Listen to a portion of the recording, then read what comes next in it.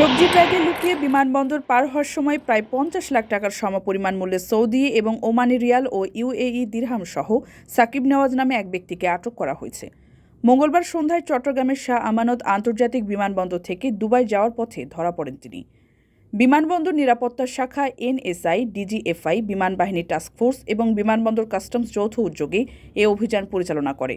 আটক সাকিব নেওয়াজ চট্টগ্রামের লোহাগাড়া উপজেলার আধুনগর ইউনিয়নের মনসুর আলী শিকদার বাড়ির আব্দুল মোনাফের ছেলে।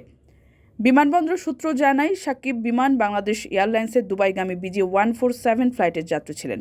বিমানে ওঠার আগে তার সঙ্গে থাকা একটি সবজির ব্যাগ তল্লাশি করে ১,৪০,০০০ সৌদি রিয়াল, ৫৭৫ ওমানি রিয়াল এবং ৯,২০০ ইউএই দিরহাম জব্দ করা হয়, যার বাজার মূল্য ৫০,৫৮,৯৩০ টাকা।